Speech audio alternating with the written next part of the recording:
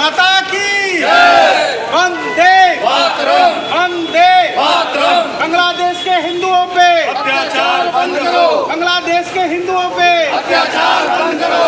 नमस्कार, हाल ही में बांग्लादेश में हुए हिंदुओं पर हमले को लेकर बजरंग दल ने फरीदाबाद में प्रदर्शन किया है। इस प्रदर्शन में हिंदुओं को सुरक्षित किया जाए, बांग्लादेश से जो घुसपैठी आ रहे हैं उनको भारत से बाहर किया जाए ताकि भारत में भी इस तरह का हमला देखने को ना मिले। तो विदित है कुछ दिनों से बांग्लादेश में हमारे पड़ोसी देश के अंदर जो लोकतांत्रिक तरीके से जीती सरकार थी, सरकार बर्खास्त हुई और प्रधानमंत्री जी ने इस्तीफा दिया और देश छोड़ने को मजबूर हुए। उसके बाद पूरे देश के अंदर अराजक तत्वों का राज हो रहा है। हम मीडिया के माध्यम से देख पा रहे हैं, जो सूचना आ रही है देख पा रहे हैं कि अल्पसंख्यक हिंदू और बौद्धों के ऊपर उनके ऊपर अत्याचार हो रहा है। घरों पे, मंदिरों में, उनके व्यवसायों के ऊपर तोड़फोड़, लूटफूट, आगजनी, महिलाओं पर जघन्य अपराध, ये सब घटनाएं वहाँ पर हो रही हैं और देश शंकुर हो रही है। इसके ऊपर कोई किसी प्रकार का अंकुश है नहीं। अभी हम भारत सरकार से यहाँ पे ज्ञापन दिए डीसी साहब को, हमने उनके माध्यम से आग्रह करते हैं कि बांग्लादेश में रहने वाले अल्पसंख्यक हिंदू बौद्ध उनकी जो है रक्षा की जाए, उनकी सुरक्षा सुनिश्चित की जाए, मंदिरों संस्थानों का ध्यान रखा जाए, गुरुद्वारों का ध्यान रखा जाए। दूसरी समस्या जो हमें ध्यान में आई कि जो अपने बॉर्डर है उसके इस घटना का लाभ उठाकर जिहादी मानसिकता के लोग भारत में घुसने की चेष्टा कर रहे हैं, तो भारत सरकार इस पर ध्यान रखेगी और रखी नहीं होगी। हमारा भी ऐसा आग्रह है कि ऐसे लोग भारत की भूमि में ना कदम रखें। इन सब बातों के विषय में हमने आज ज्ञापन दिया है डीसी साहब के माध्यम से, राष्ट्रपति जी को हमने ऐसा अपने निवेदन किया है। किसके पास है? और मेरा नाम डॉक्टर पंकज तुली है। फरीदाबाद विश्व परिषद का मैं विभाग का उपाध्यक्ष हूँ, स्नातक कार्य देखता हूँ। सुरक्षा और भारत के हिंदुओं की सुरक्षा, ये हम सबकी नैतिक जिम्मेदारी है। हमारे यहाँ भी बहुत इस तरह की गतिविधियाँ हो रही है जो आगे जा कर के और बहुत नुकसान पहुँचाएगी। आपको एक नई बात बता दूँ, ये जो हम न्यूज़ में सुन रहे थे कि शेख हसीना ने इस्तीफ़ा दिया, कल उसके बेटे ने कहा है कि उन्होंने कोई इस्तीफ़ा नहीं दिया ना, वो उनको तो वहाँ से भगाया गया है। लोकतांत्रिक रूप से वहाँ कोई भी काम नहीं हुआ, सीधी तख्ता पलट की कार्रवाई हुई और उसके बाद वहाँ के सारे हिंदुओं पर यही काम 47 के विभाजन के समय भी हुआ था, जब वहाँ से लाखों हिंदू मारे गए थे और भाग करके हिंदुस्तान में आए थे। बाद में 1971 में जब समझौता हुआ, सारी चीज़ें ठीक हुई और उसके बाद से वहाँ पर एक अच्छी सरकार चल रही थी। आज बांग्लादेश की आर्थिक स्थिति भी बहुत अच्छी है। एशिया में भारत के बाद अगर किसी देश की आर्थिक स्थिति अच्छी है तो बांग्लादेश की है, लेकिन आज इन लोगों ने उसका भी सत्यानाश कर दिया।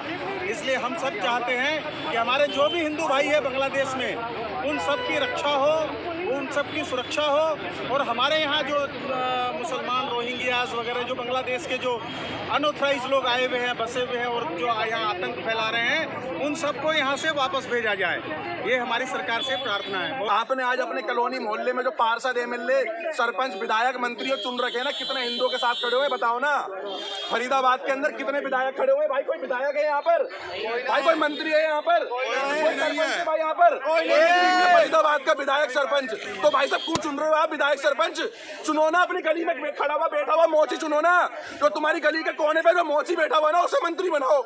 अगर वो धर्म की और राष्ट्र की बात करता हो उसे बनाओ ना, अपने बीच का मंत्री बनाओ, अपने बीच का विधायक बनाओ ना।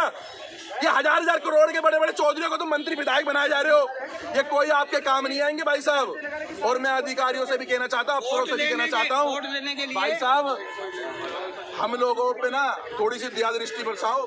जिस तरीके से वो दक्ष चौधरी को और जिस तरीके से पिंकी चौधरी को, जिस तरीके से अनुराग लड़के को, वो स्पाइडर लड़के को, स्वतंत्र राजपूत को, जैसे 5 लड़कों को दिल्ली पुलिस ने अरेस्ट करके और वो लाठा जो बचा रहे ना, जिन्होंने बांग्लादेशी आपेटे स्लीपर सेल को मारा था, जब पुलिस इस काम को नहीं कर रही है तो हम इस काम को करने के लिए सक्षम है भाई साहब। अगर फरीदाबाद से 1.5 लाख परसेंट नहीं भगा सकते ना घुसपैठिए, तो हमें जिम्मेदारी दो, हम भगाएंगे। और ये मुकदमों से भैया हमें कोई फर्क नहीं पड़ रहा भैया, 1 लगे चाहे 4 लगे चाहे 10 लग जाए, क्योंकि हमें अपने बच्चों को सेव करना है। वहां पर कोई संविधान, कोई कानून, कोई आईपीसी, कोई बीएमएस आपके बच्चों को नहीं बचा सकती है। संविधान के तो चीचड़े उड़ा दिए वहां पर, बांग्लादेश का संविधान था, ऐसे उखाड़ फाड़ करके फेंक रहे संविधान को, और यही भारत में होना है। इसे कहते हैं गजवाए हिंद, इसे कहते हैं इस्लामीकरण। आप जागो भाई साहब, मेरे से सीधे से तो तर्कों में तो बात होती नहीं, कब पैदा हुआ था, क्यों पैदा हुआ था, क्यों पैदा करा था, क्या मजबूरी थी।